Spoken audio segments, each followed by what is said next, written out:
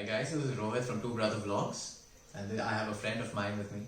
Hey guys, it's me Kumar. How are you?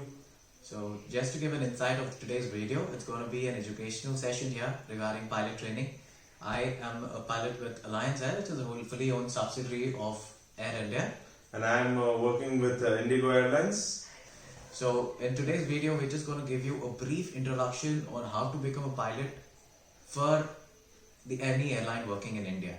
So this video is going to be just an initial thoughts on initial guidance for you guys on how to go about the process, and every step of this will be explained to you in detail in the forthcoming vlogs. Of course, Rohit, I think you need to make much more detailed video of every aspect. Absolutely. As there are a lot of pitfalls and traps awaits at every pilot training steps in India. And there's a lot of misconception, as you pointed out, which goes around, and all of us have been fortunately or unfortunately we have gone through those process. Definitely. And faced the trouble ourselves. Definitely. Maybe you might want to explain about the one of the biggest misconceptions which even you had. Yeah. So the first misconception: a lot of people come up to us asking us, "Can we become pilots if we have glasses? If we have corrective glasses, can we fly an aircraft?" The answer is yes. I was one who had that misconception. Earlier, I was under the impression that you cannot fly with glasses. My friend here. I do have glasses So which I wear it during my flying. As it says on the medical that I need to wear corrective lenses. Absolutely. But that's about it. You don't Absolutely. need any surgery Absolutely. or anything. So I personally got a LASIK surgery done. I had glasses earlier. I thought that was the only way to go about things. So the regulation says you need to have corrective lenses or glasses which correct your eyesight to 6/6. As long as that is there, you were well and good on course to becoming a pilot here in India, or for that matter anywhere in the world. Oh yes, and I think the DGC of India is one of the most stringent medical by far. So if you can clear our DGCA medical, Pretty much anywhere else. anywhere else in the world, you are good to go. Yeah. So to kickstart today's vlog, welcome here again here, and we're gonna just start off just by the introductory things. So to becoming a pilot here in India, your basic requirements are you need to be from a math and physics background in your 10+2. That is correct, and you need more than 50% Yes. in maths and physics. Yeah. Not the overall mark sheet, but yeah, maths and physics you need 50%. 50%. That isn't much, but again, that's an insight for you. Again, however, we recommend you going after your graduation, which gives you a little more, a little more View of the world. Doing a degree, going to college opens up much more of your prospect and how you see the world, how you soak in the knowledge. Rather than, I also have seen people who have been very successful in aviation, Definitely. coming and joining from 12th and never went to college, are at high positions. But yes, somewhere, it's a personal opinion, I think you agree to I that. agree to that as well. That doing a college degree helps you a little bit. It helps your maturity levels evolve Correct. a little bit, but there are hundreds of people there who've done it just after their +2 and who are extremely successful. And if you're one of them, if you have the willpower to do it after your +2, go ahead and do it as well. And coming to the first point, as we discussed, it is 10+2 is a minimum requirement. And another very important point to discuss, this is not a degree. Oh, This yes. is a certification and a licensing course. So this is in no way a degree course. So yeah, you are not going to get a degree at the end of it. You are not going to be a BSc or MSc Or an engineer. or an engineer. So that is to that. And coming next, the medicals, as we've already discussed. Indian medicals are by far one of the most difficult medicals anywhere in the world. And we start off with something called as a class 2 medicals, which can be done in multiple cities all across India.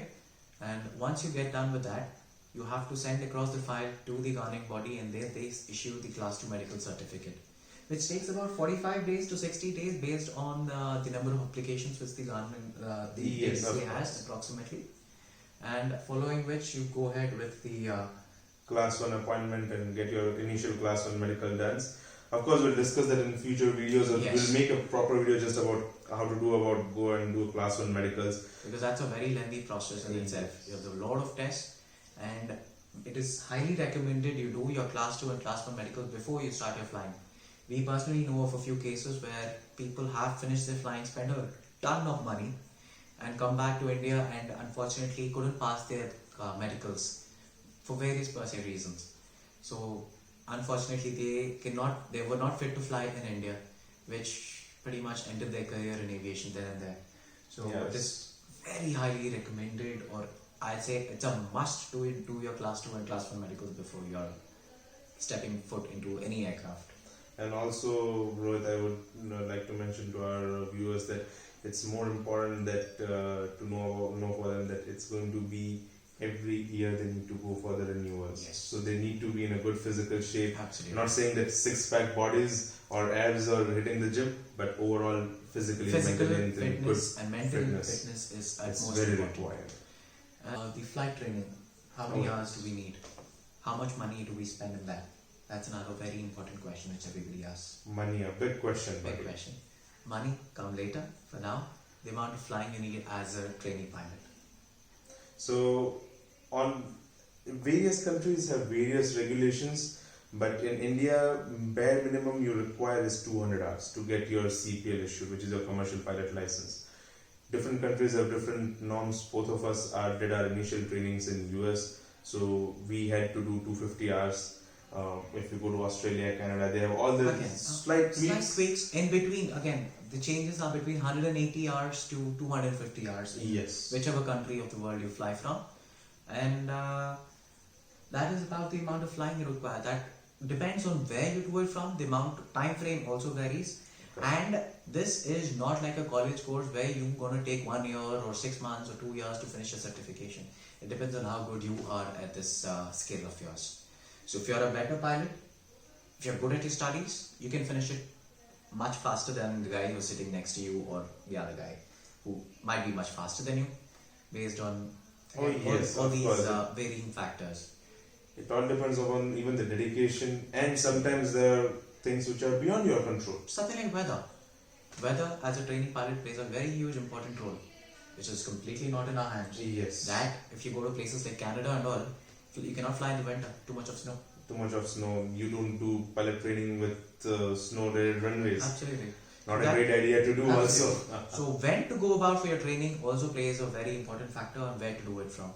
But we'll definitely try to cover in future video about a flight school where we would try to give you a basic insight of the cost and how to pay about the flight schools, and we'll try to give you some of the prospects of different flight schools so Absolutely. that you can consider and weigh options. But of course, then it would be a very personal decision of various things which you need to take into account. We'll help you guide through that one. Absolutely, that will come up a little later in the vlogs, not in this one. And after the 200 hours of flying, whether in India or abroad, you have to get your Indian license done. Even if you're flying outside India, you have to come back to India and convert the license of whichever country you're flying from to the Indian license. For that, you have to give a few written exams in India, which are organized by DGCA, that is the Director General of Civil Aviation India, and they conduct exams on a regular basis, and the passing mark for that is 70%. No matter which paper you give, it's 70% is the passing mark. And as a CPL holder, you have to give papers like navigation, regulations, meteorology, and if you're flying within India, you'll have to give papers called the Technical General and General Specific for the type of aircraft you're going to fly. Correct. Whichever license aircraft you're going to endorse. Absolutely. And you have to even do a radio telephony exam with the Ministry of Telecom Yes. and get the FRTL, Yes. which of course we'll discuss further about each and every examination and the books which you need to go through. And coming to the most important aspect, financials now. Oh yes. So we've just done a little bit of Google research. The present going rate, again, there are multiple aircrafts which you can fly as a training pilot. So the costs vary depending on which aircraft you fly. And don't get me wrong, aviation is a very expensive field.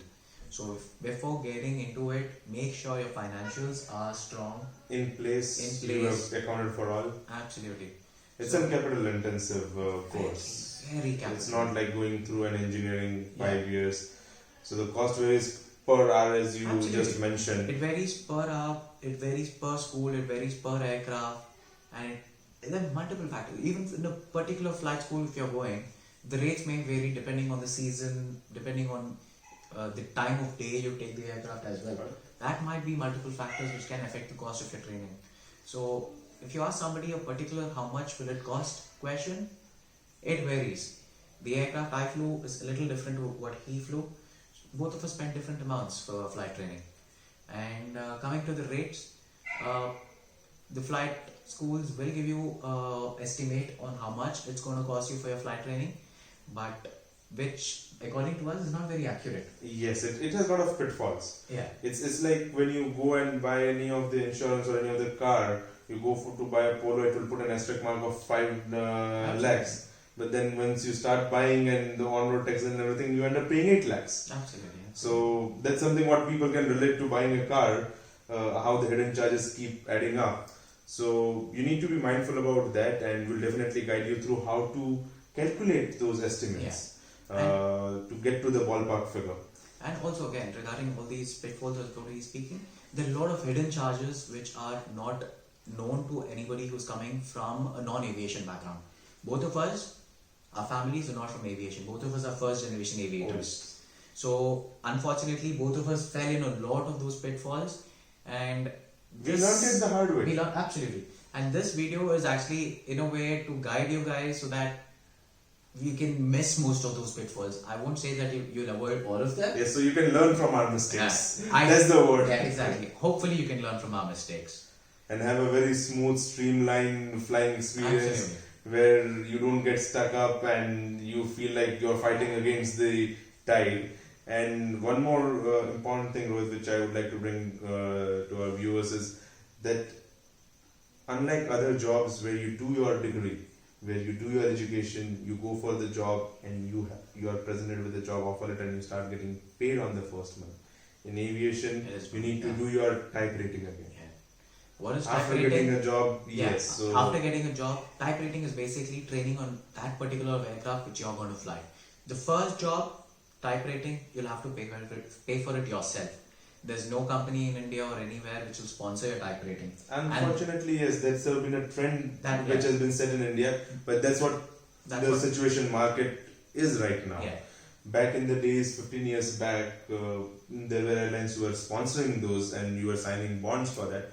But now, the first aircraft which you're going to fly, usually out of your flight school, joining an airline, you would be paying for your own type rating. Absolutely. And those again cost varies from aircraft to aircraft and airline to airline. Yep. And that cost is not less. Anywhere between 20 to 35 lakhs is what we estimate for that. Yes, the ongoing rates ballpark would be 20 to 35 lakhs. If For you the can, type if you can do it less than that, it would be a stealer deal. Absolutely. But yes, that's an ongoing rates from different airlines, different aircraft. Even in the same airline, if let's say on Indigo, if you're on a 320, that would cost a different type rating. If you become a pilot on Indigo ATR, it would be a different price. Same goes for SpiceJet or Absolutely. Air India also, matter of fact. Any airline in India. So again, so we looking at all the multiple factors which are affecting all these things, we've come to an approximation of about 60 lakh rupees for becoming a pilot in India. This is if you're stringent and dedicated in doing your training and doing everything on time. If you make delays and if you're not as dedicated at this particular line of work, it is going to exponentially increase your input costs.